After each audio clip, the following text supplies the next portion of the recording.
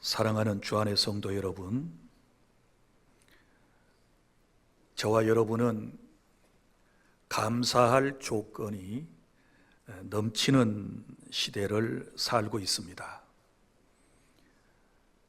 그러나 안타깝게도 우리의 언어에 있어서 감사는 점점 줄어가고 원망과 불평 섞인 말들이 더 많아지고 있는 게 현실입니다. 우리 역사를 한번 생각해 보실까요? 1953년 한국 전쟁 이후에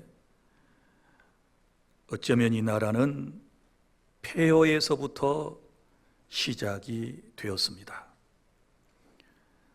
당시의 1인당 국민소득은 겨우 64달러였습니다.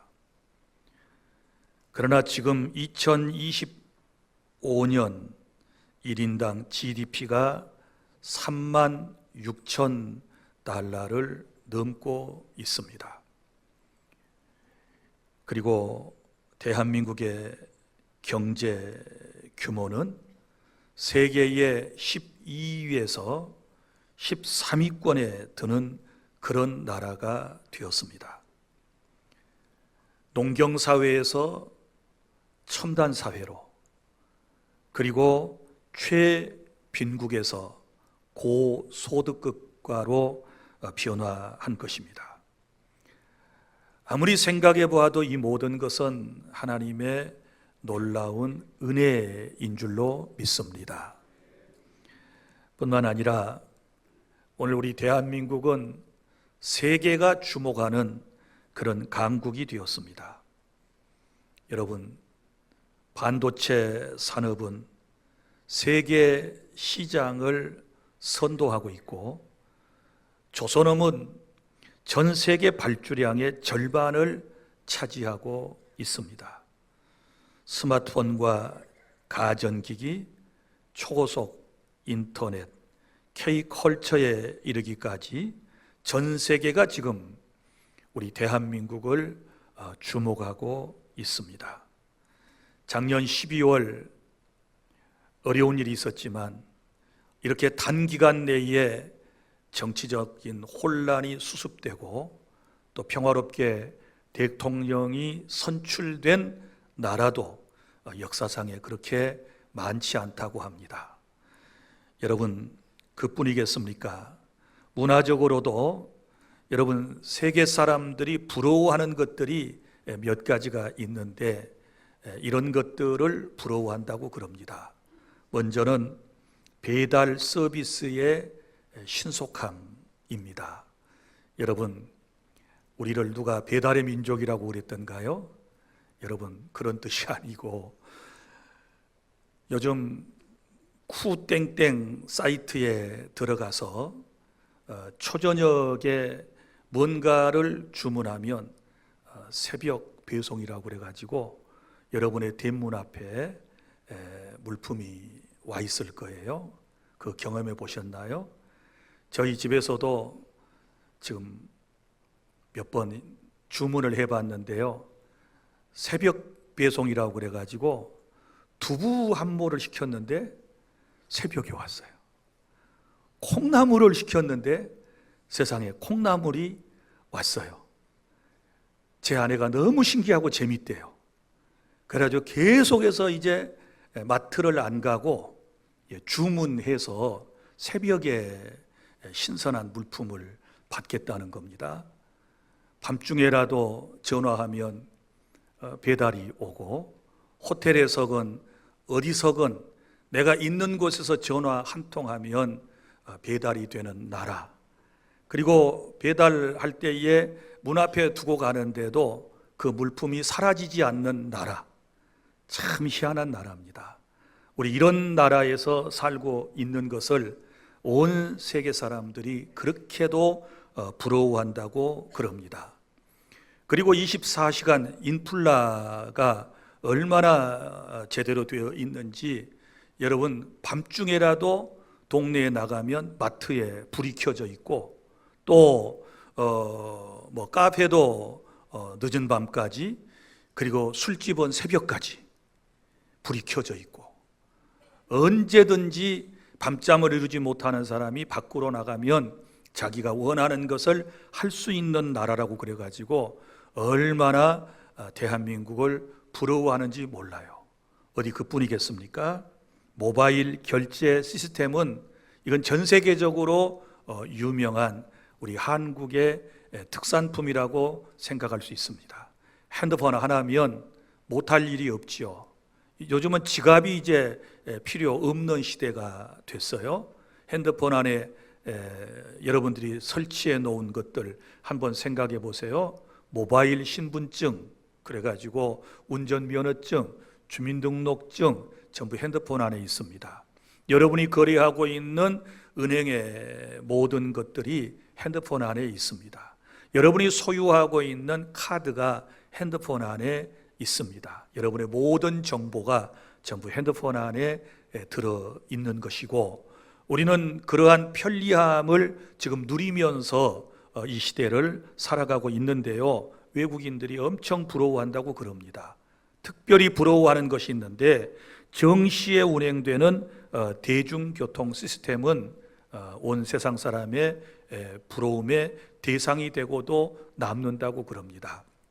대한민국에서 여러분 출발하는 모든 교통편은 거의 정시 운행이에요. 심지어 우리가 마을버스를 기다리기 위해서 그 버스를 타는 부스에 들어가면 어때요? 정말 정확하게 버스가 와요. 지금 내가 타야 할 버스가 어느 지점을 통과하고 있고 몇 분 후에 도착한다는 안내가 나오지 않습니까? 그리고 추운 겨울에는 그 안에 딱 들어가서 의자에 앉으면 의자가 어때요? 따뜻해요. 이런 나라가 세상에 어디가 있겠습니까? 사랑하는 여러분, 우리는 이런 나라에 살고 있는데 우리는 여전히 불평과 불만이 가득 차 있습니다. 그래서 이제 젊은 사람들의 신조어가 되었다가 지금은 모든 사람들이 함께 사용하는 용어 가운데 헬조선이라는 말 들어보셨죠? 헬은 지옥을 말하는 거고 조선은 우리나라를 말하는 것인데, 그러니까 지옥과 같은 우리나라, 이렇게 좋은 세상에 살면서 지옥과 같다. 또 N4 시대라고 그래요. N4. N은 아마 넘버라고 하는 영어에서부터 온 것 같고, 포는 포기하다에서부터 온 것 같아요. 그러니까 모든 것을 포기하고 절망 중에 살아가는 젊은 세대들, 그래서 결혼도 안 하려고 그러고 애들도 안 낳으려고 그러고 불평불만이 가득 차 있는 이런 세대의 사람들을 빗대어서 우리가 표현하는 단어들이라고 생각을 합니다. 사랑하는 여러분, 정말 대한민국이 그렇습니까? 물론 부정적으로 우리가 이 사회와 문화와 우리의 현실을 바라보면 할 말도 많이 있고 정말 투덜거려야 할 일들이 많이 있는 것처럼 보여지는 것은 사실입니다. 그러나 그럼에도 불구하고 우리의 삶은 여전히 풍요로운 삶을 누리고 있습니다. 물론 사회 각계 계층에 소외되고 정말 복지 사각지대에서 어려움을 겪고 있는 분들이 계시다는 것을 저는 잘 알고 있습니다. 그러나 우리 사회 시스템으로 볼 때는 이 사회복지에 있어서는 특별히 대한민국처럼 이렇게 정말 잘해 나가는 국가도 흔치 않을 거라고 생각을 저는 개인적으로 하고 있습니다. 그런데 여러분 보세요. 이런 물질적인 풍요로움 속에서도 우리의 마음은 어때요? 점점 원망 불평, 그리고 우리는 영적으로도 빈곤함을 계속 이제 가지고 있다는 것을 생각을 해본다면 정말 우리 인생의 욕구가 어디까지인가? 도대체 하나님이 얼마만큼 더 많은 복을 주셔야 이 대한민국 사람들이 정말 행복해하고 아름다운 언어를, 긍정적인 표현을 사용할 수 있을까? 이런 생각을 저는 해보았습니다.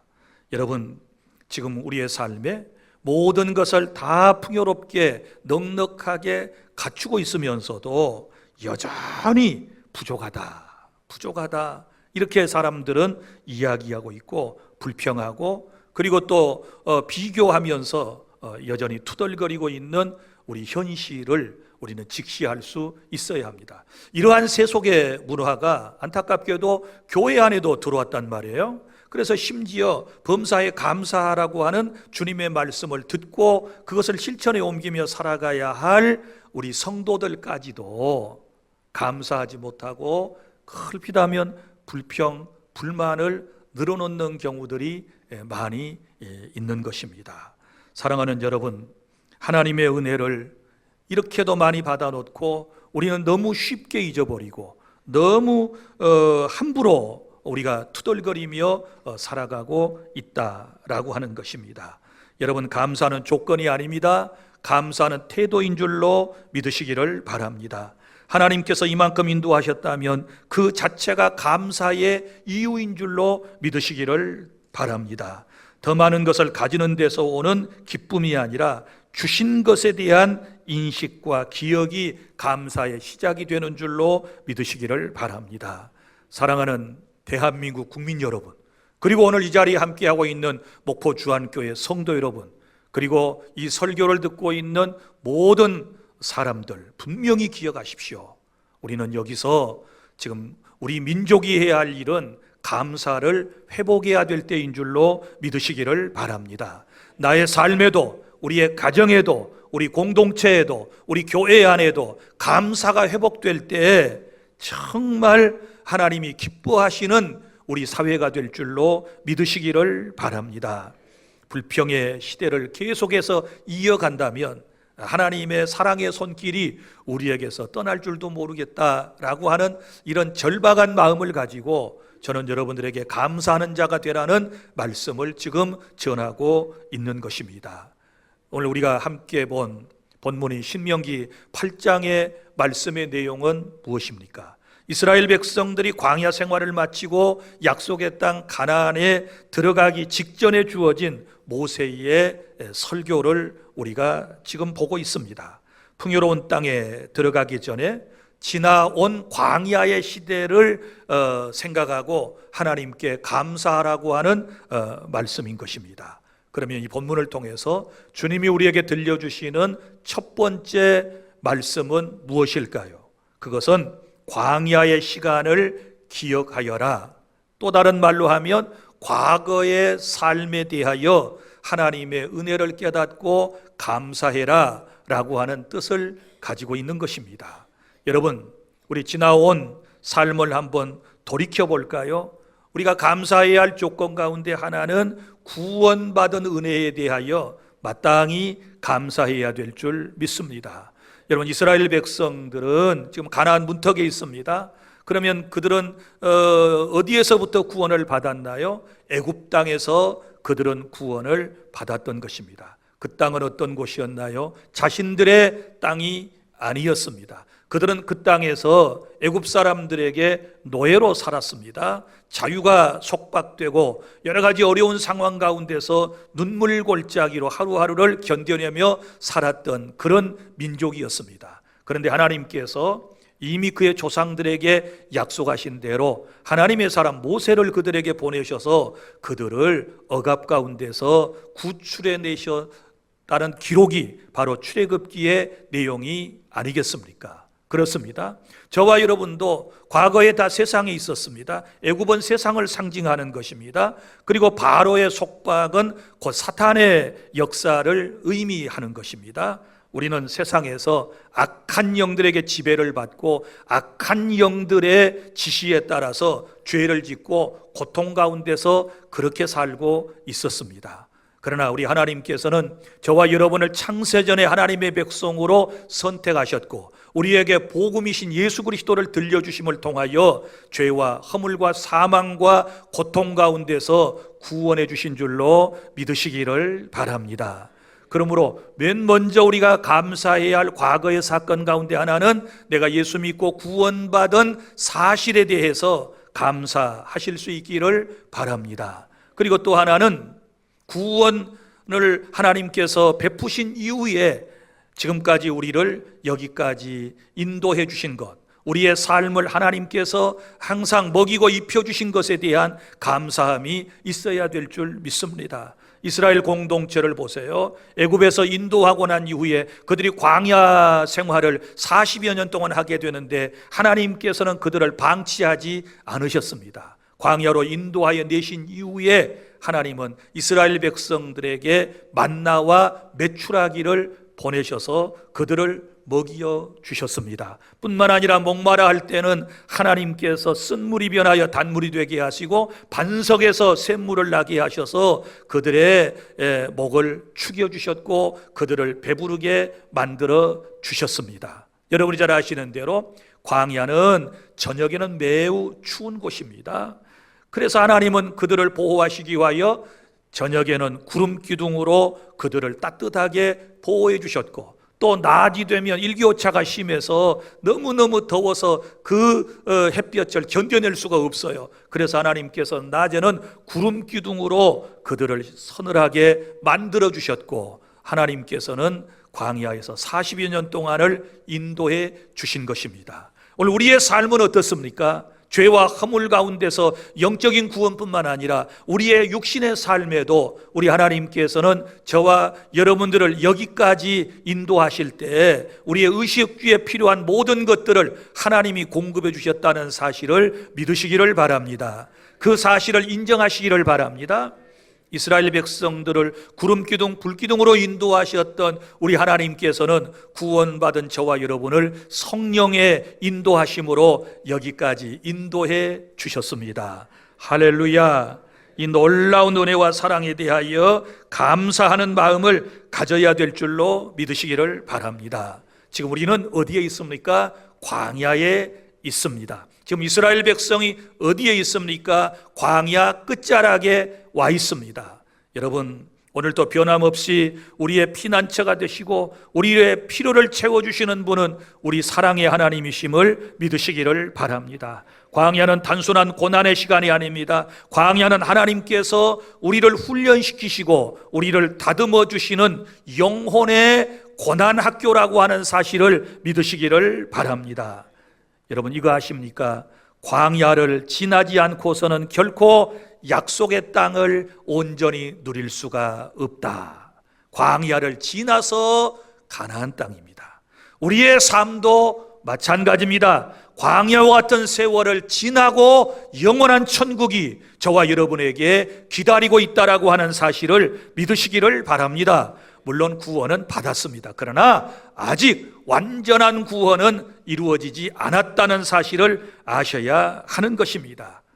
여러분 보십시오. 우리가 지금 광야에 있지만 하나님께서는 여전히 광야에서 저와 여러분을 위하여 일하고 계시고 저와 여러분들에게 은혜를 베푸셔서 모든 것들을 채워주시는 줄로 믿으시기를 바랍니다. 그러므로 여러분, 감사라고 하는 것은 풍요로울 때만 드리는 것이 아닙니다. 진짜 감사는 고난 가운데 하나님을 만나는 은혜에서부터 시작이 되는 것입니다. 신앙의 첫걸음은 광야를 기억하는 데서부터 시작된다는 것을 기억하고, 사랑하는 여러분, 이제 우리의 삶을 다시 리세팅을 해야 되는데 감사로 시작하는 저와 여러분이 될 수 있기를 바랍니다. 그래서 둘째는, 이제는 풍요로운 땅에서 감사를 잊지 않아야 할 것이라고 하는 당부를 지금 하시는 모습을 볼 수 있습니다. 이것은 무슨 얘기인가 하면 과거의 은혜뿐만 아니라 현재의 그리고 미래에 베풀어 주실 은혜도 생각하고 감사하여라 라고 하는 뜻인 것입니다. 자, 오늘 7절부터 9절까지 보면 모세가 가나안 땅에 대한 소개를 하고 있는 것을 볼 수 있습니다. 내 하나님 여호와께서 너를 아름다운 땅에 이르게 하시나니 그곳은 골짜기든지 산지든지 시내와 분천과 샘이 흐르고 밀과 보리의 소산지요 포도와 무화과와 석류와 감람나무와 꿀의 소산지라. 내가 먹을 것에 모자람이 없고 내게 아무 부족함이 없는 땅이며 그 땅의 돌은 철이요 산에서는 동을 캘 것이라. 아멘. 이곳이 어디입니까? 육신의 가나안 땅입니다. 이런 가나안 땅에 들어가서 그들은 하나님의 은혜를 누리며 살아가게 될 것입니다. 그런데 그 뒤에 보면 하나님께서 그들에게 걱정하시면서 당부하시는 말씀이 또한 나오는 것을 볼 수 있습니다. 오늘 본문 10절 이후에 보면 이런 말씀이 나옵니다. 내가 오늘 내게 명하는 여호와의 명령과 법도와 규례를 지키지 아니하고 내 하나님 여호와를 잊어버리지 않도록 삼갈지어다. 자, 네가 먹어서 배부르고 아름다운 집을 짓고 거주하게 되며 내 소와 양이 번성하며 내 은금이 정식되며 내 소유가 다 풍부하게 될 때에 내 마음이 교만하여 내 하나님 여호와를 잊어버릴까 염려하노라. 여호와는 너를 애굽 땅 종되었던 집에서 이끌어내시고 너를 인도하여 그 광대하고 위험한 광야고 불뱀과 전갈이 있고 물이 없는 간조한 땅을 지나게 하셨으며 또 너를 위하여 단단한 반석에서 물을 내셨으며 내 조상들도 알지 못하였던 만나를 광야에서 내게 먹이셨나니 이는 다 너를 낮추시며 너를 시험하사 마침내 내게 복을 주려 하심이었느니라. 아멘. 이게 무슨 얘기입니까? 가나안 땅에 들어가서 잘 먹고 잘 살 때에 제발 나 여호와 하나님을 잊지 말아라. 너희들이 어떻게 잘 먹고 잘 살 수 있는지는 하나님의 은혜이다. 할렐루야. 내가 너희들에게 복을 주신 거야. 그러므로 절대로 그 사실을 잊지 말라고 주님께서 오늘 당부하시는 말씀을 볼 수 있습니다. 사랑하는 성도 여러분, 우리는 종종 고난 속에서는 하나님을 찾고 풍요로움 중에서는 하나님을 잊어버릴 때가 너무 많이 있습니다. 여러분 보십시오. 그래서 나는 여러분들에게 이런 말씀을 드리고 싶어요. 여러분들은 그냥 별 뜻 없이 하나님 부자 되게 해주세요. 물질 좀 많이 주세요. 더 좋은 형편이 되게 해주세요. 삶이 좀 더 넉넉하게 해주세요 하고 늘 여러분들의 부족한 것만 요청을 하는 그런 기도를 대부분 드리잖아요. 그런데요, 여러분들이 경험하시는 바이고 제가 많은 사람들의 모습을 보면 이게 자칫 잘못하면 함정이 될 수 있겠다. 보세요. 지금도 나름대로 여러분 세계 선진국가 대열에 든 나라 속에서 어찌 보면 부족함이 없이 잘 살고 있는데 여기서 더 좋은 집에서 더 많은 것을 누리며 더 많은 물질의 소득이 생길 때 그때 정말 이게 하나님의 은혜입니다, 감사합니다 하고 주님이 기뻐하신 일을 감당할 사람이 많을까? 아니면 이것 때문에 하나님을 잊어버리고 이것 때문에 하나님의 곁을 떠나지 아니할까? 라고 하는 생각이 저는 교차합니다. 그럼 나는 여러분들에게 말씀드리고 싶어요. 지금보다 더 좋은 집에서 더 많은 수입이 있기를 기도하지 말고 그건 하나님 잘 믿으면 주님이 다 채워주실 거예요. 그거보다 더 중요한 것은 현재의 지금 이 자리에서 지금 주신 복에서 감사하며 하나님 잘 섬기게 하여 주시옵소서. 이 기도가 필요한 줄로 믿습니다. 우리 사실 배고플 때 주님 배를 움켜쥐고 기도했거든요.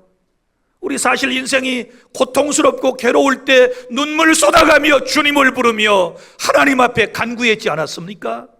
솔직히 우리 죽을 병에 걸렸다는 의사의 확진을 받고 난 이후에 더 하나님 앞에 통곡하며 기도하지 않았습니까?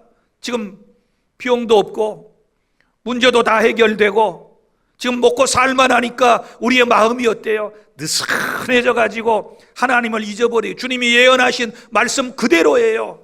배부를 때 하나님 잊지 말아라. 아름다운 집을 짓고 살 때에 하나님을 잊지 말아라. 내가 너희들에게 베풀어진 은혜를 절대 잊고 살아서는 안 돼. 주님께서 이렇게 지금 말씀을 하시는 모습을 볼 수 있지 않습니까?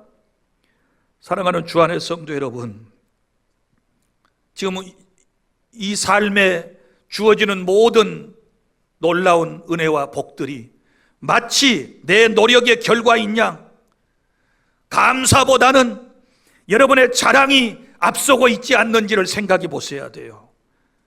그러나 여러분, 우리가 기도하면서 주의 음성이 우리에게 들려오지 않습니까? 그 음성을 들어야 되지 않겠습니까? 오늘이 우리가 누리고 있는 평안, 건강, 가정의 화목, 일상의 소소한 일정들과 안정과 이 모든 것이 하나님이 우리에게 내리신 복인 줄로 믿으시기를 바랍니다. 이 사실을 인정하십니까? 여러분, 지금 이스라엘과 이란이 전쟁 중입니다. 그 모습 보셨나요? 가끔 그 양쪽에서 막 미사일을 쏘아대는 그 모습을 영상으로 보셨나요? 밤중에 촬영된 영상들을 보면 위에서 미사일이 막 빗방울처럼 쏟아집니다. 소낙비처럼 막 슉슉 날아가서 쏟아지는 모습을 여러분이 보셨을 거예요. 우리 요한계시록에 이런 장면들이 묘사되어 있어요. 꼭 그때의 지금 현실을 우리가 지금 미리 있게 될 마지막 그 모습을 보는 듯 합니다. 미사일이 떨어지는 현장에 있는 사람들의 그 두려움을 생각해 보셨나요? 포탄이 터지고 비행기가 날아다니고 여러분 계속해서 공습경보 소리가 울려 퍼지는 그 삶의 현장 속에 있는 그분들의 모습을 상상이나 해보셨나요? 여러분 보세요.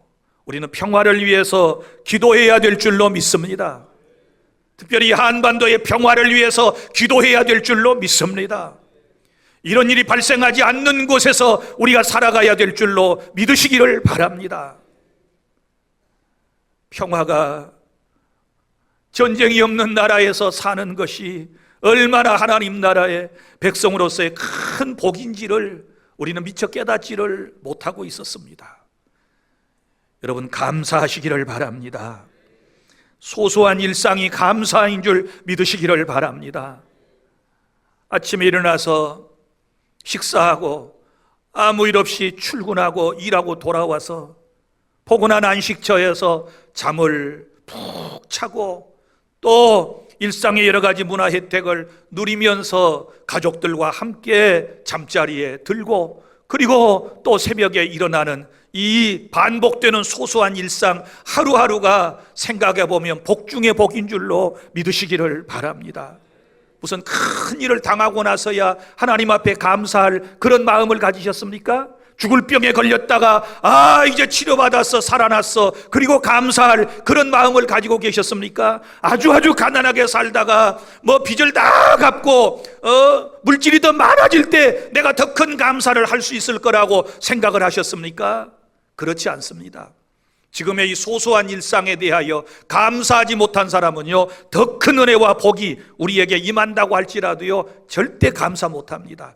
여전히 투덜거리고 살아가는 것입니다. 그러므로 나는 여러분들에게 정중하게 또다시 부탁의 말씀을 드리는 것은 우리가 어떤 삶의 행복을 위해서 뭐 이것도 바꾸고 저것도 바꾸는 거 중요할 수 있어요. 필요한 것은 바꿔야지요. 그런데 여러분 우리의 환경을 바꾸고 내가 소유한 어떠한 것들을 바꾸고서 내가 인생의 참된 행복을 누리겠다.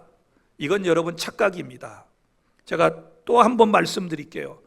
마음 하나 바꾸면 다 끝날 것을 감사한 마음 하나로 바꾸면 소소한 일상이 다 감사고 내 주변의 사람들이 하나도 달라진 것도 없고 변화된 것도 없고 어제 보았던 환경이 오늘 그대로 보여지고 또 내일 설령 그대로 그 환경이 또 펼쳐진다 할지라도 날마다 마음 바꾸면 감사할 수 있는 줄로 믿으시기를 바랍니다. 오늘 하나님의 은혜로 우리의 마음을 감사한 마음으로 바꾸어 가시는 그런 은혜가 있기를 바랍니다. 여러분 이렇게 밋밋하게 보이는 세상도요 싼 안경이라도 하나 선글라스 탁 색깔 있는 걸 끼면요 세상이 달리 보이더라니까요. 제가 요즘 선글라스를 사는 재미에 붙였어요. 쿠땡땡에서 변색 안경 뭐 2만 원, 또 무슨 유명한 안경 뭐 또 얼마. 그래서 이것도 저것도 하나씩 사다가 가만 쟁여놓은 것이 보니까 대여섯 개 돼요. 그런데 희한한 것은 그 안경을 선글라스를 낄 때마다 무슨 색깔이냐에 따라서요 세상이 달리 보이더라니까요. 저는 이제 제 방에서 북한을 내려다봅니다. 그냥 보면 좀 밋밋한데요 쿠땡땡에 산 그 선글라스를 딱 끼고 보면요 바다가 파랗게 보여요. 그리고요, 좀 껌껌한 안경을 끼면요, 이쁜지 안 이쁜지도 다 비슷하게 보여요, 사람이. 그래서 안경처럼 내 마음도 바꾸면 이러겠구나. 감사라고 하는 안경을 끼고 이 사람 저 사람 보면 전부 감사하고 이쁘게 보여요. 할렐루야. 그런데 미움의 안경을 끼고 사람을 바라보면 늘 말씀드리지만 하는 짓마다 미워. 먹는 것도 이렇게 개걸스럽게 안 이쁘게 먹는지 몰라. 아주 미운 사람은요, 걸어가는 것조차도 뒤에서 봐도 앞에서 봐도 그렇게 미운 티가 나는지. 빙그레 웃는 사람은 경험한 사람이고, 내색을 안 하고 있는 사람은 자기는 천사처럼 가장하는 사람이고. 여러분, 그래요. 다시 말합니다. 지금 이 순간에 내게 주신 은혜에 대해서 지금 감사하시기를 바랍니다. 소소한 일상에 대해서 다시 한번 감사하며 살아가리라 결심하고 다짐하는 시간 되었으면 좋겠습니다. 셋째, 감사는 더 큰 복의 통로가 됩니다. 우리의 미래를 위하여 감사하는 삶을 살아야 하는 것입니다. 여러분, 감사는요, 먼저 하나님의 은혜를 잊지 않고 사는 방법입니다. 이런 거지요. 매 순간 감사는 내가 하나님을 기억하고 삽니다 라고 하는 뜻이고, 감사하지 않는다는 것은 하나님을 잊어버렸기 때문에 감사하지 못하는 거예요. 그래서 11조도 사실 또 이 감사하는 것도요, 하나님을 인정하는 행위잖아요. 그렇지 않습니까? 하나님이 내게 주신 복을 인정하는 게 10분의 1을 떼서 드리는 거고, 하나님이 살아계신다는 것을 인정하는 것이고, 하나님의 주권과 하나님의 주인 되심을 인정하는 것이 11조고, 그게 또 감사지요. 믿습니까? 이런 은혜가 우리에게 있어야 되는 거예요. 감사를 잊었다라고 하는 것은 감사의 대상인 하나님을 잊었다는 말과 같은 거예요. 그리고 또 보세요. 감사는 그 자체가 은혜의 열매이며 더 큰 복을 이어는 열쇠가 되는 줄로 믿으시기를 바랍니다. 더 쉽게 표현을 하면 이런 거예요. 감사하면 더 많은 감사의 조건이 생긴다. 믿습니까? 그러나 불평하면 있는 것도 하나님이 빼앗아 가신다. 지금 한 개 주셨는데 이거 원망하고 불평하면 그 있는 것도 빼앗아 가시는 우리 놀라운 법칙을 마태복음 25장 달란트에 비유해서 배울 수 있지 않습니까? 어떤 사람이 각 사람의 그 은사에 따라서, 재능에 따라서 이 주인은 너무나도 그 종들을 잘 알고 계시는 거예요. 그래서 어떤 사람에게는 5개, 어떤 사람에게는 2개, 어떤 사람은 1개의 달란트를 주고 떠났어요. 금이에요, 금. 자, 그런데 이제 5달란트와 2달란트를 맡았던 사람은 감사하고 바로 나가서 장사하여 이문을 남겼는데 갑절로 남겼단 말이에요. 그런데 한 사람은 그 하나를 받아 들고서 어떻게 했느냐? 물론 고민했겠지요. 그런데 결과는 뭐였어요? 땅 속에다 파묻어 두었단 말이에요. 그리고 주인이 돌아왔을 때 그걸 다시 캐내 가지고 와서 주인한테 드렸어요. 그때 주인이 어떻게 반응했는지 기억하고 계시는가요? 1달란트를 그대로 가져온 종에게 악하고 게으른 종아, 책망을 하시면서 이런 인간은 바깥 어두운 데 내어 쫓아서 거기서 슬피 울며 이를 갈게 하여라, 추방했어요. 그리고 말했어요. 저 사람에게 있는, 저 사람이 가지고 보관하고 있었던 그 달란트를 빼앗아서 있는 자에게 주어라. 그래서 5달란트를 남긴 사람에게 빼앗아 주는 그런 모습을 우리가 볼 수 있지 않습니까? 나는 여기서 깨닫는 게 있어요. 그렇습니다. 우리 각자가 다 똑같이 5개, 2개 그렇게 못 받아요. 다 달라요. 하나님이 주신 분깃이 다르다 그 말이에요. 그런데 중요한 것은 뭐냐? 내가 몇 개를 받았든지 간에, 내 재산 규모가 어느 정도가 되었든지 간에, 내 은사가 몇 개가 되었든지 간에 중요한 것은 지금 내가 받은 그것에 대하여 감사해야 되는 거예요. 믿습니까? 그게 중요한 거. 남하고 비교해가지고 견주어가지고 불평하고 투덜거리면요 아무것도 안 되는 거예요. 있는 것도 빼앗겨요. 그러니까 지금의 삶에 대하여 하나님께 항상 감사하면 더 많은 것을 하나님이 허락해 주실 줄로 믿으시기를 바랍니다. 자, 그러면 우리가 어떻게 감사해야 할까요? 세 가지 방법으로 감사를 할 수 있는데, 먼저는요, 이 마음의 감사가 필요한 거예요. 마음으로. 자, 진정한 감사는 마음에서부터 우러나오는 고백인 것입니다. 우리의 삶에 있어서 당연하다고 여겼던 모든 것이 하나님의 은혜임을 자각하는 순간에 우리의 마음은 겸손과 하나님을 경외하는 마음으로 채워지게 될 줄로 믿으시기를 바랍니다. 그래서 내 마음에서부터 항상 당연한 것 하나도 없어, 다 하나님의 은혜야 라고 하는 마음이, 두 번째는 입술을 통하여 표현되어져야 돼요.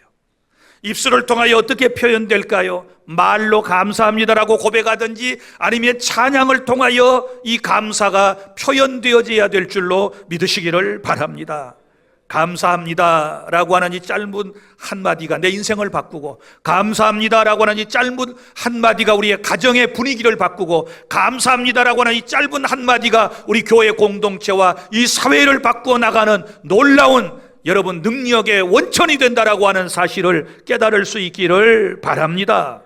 감사는 공동체를 살리며 내 마음도 밝혀주는 등불이 되는 것입니다. 입술의 열매를 하나님께 드릴 때 우리 하나님께서는 그 열매를 기뻐 받아 주실 줄 믿습니다. 그리고 마지막으로는 삶의 모습을 통하여 감사를 실천에 옮길 수 있기를 바랍니다. 무슨 얘기인가 하면 감사는 삶으로 살아내는 것입니다. 늘 모든 것이 하나님의 은혜이다라고 생각하는 사람은요, 받은 은혜를 나누게 돼요. 그리고 모든 게 다 하나님의 은혜니까 겸손하게 행동하게 되는 거예요. 모든 게 다 하나님의 은혜니까 예배를 통하여, 봉사를 통하여, 나눔을 통하여, 선교를 통하여 이 하나님의 사랑을 실천하게 될 줄로 믿습니다. 이것이 바로 진짜 감사의 표현인 것입니다. 우리의 삶이 감사의 통로가 될 때 하나님은 우리에게 더 큰 복을 흘려 보내주실 줄로 믿으시기를 바랍니다. 감사는 내 마음을 살리고 영혼을 풍요롭게 만들며 하나님의 뜻을 이루는 삶의 씨앗이 될 줄로 믿습니다. 다음 주일은 우리 교회에서 맥주 감사주일로 지키려고 그럽니다. 이스라엘 사람들의 맥주 감사절은 어떤 의미가 있었습니까? 그들은 가나안 땅에 들어가서 첫 번째 농사를 했습니다. 그때에 밀과 보리 농사를 했는데 첫 농사를 하고 하나님의 은혜가 너무나도 감격스러워서 그것을 드리며 지켰던 절기를 맥추절이라고 그러는 것입니다. 여러분, 우리는 2025년도를 맞이했고 벌써 6개월, 다음 주에는 29일 주일이 되죠. 그래서 만 6개월을 우리가 지나게 되는 것입니다. 여러분, 지금까지 내 삶의 모든 전체의 여정이 하나님의 은혜였지만 금년 6개월 특별히 되돌아보니 다 하나님의 은혜였음을 여러분 고백하실 수 있기를 바랍니다. 광야에서 함께 하신 하나님을 기억하고 지금까지 살아온 것이 하나님의 손길임을 인정하면서 이제는 더 큰 은혜와 복을 누리며 하나님 앞에 영광 돌리기 위하여 우리는 감사하고 또 감사해야 될 줄로 믿습니다. 우리의 마음과 삶을 다해 감사할 때 저와 여러분의 삶 속에 감사의 열매가 주렁주렁 맺히고 우리 하나님께서 기뻐해 주실 줄 믿습니다. 기도하겠습니다. 하나님,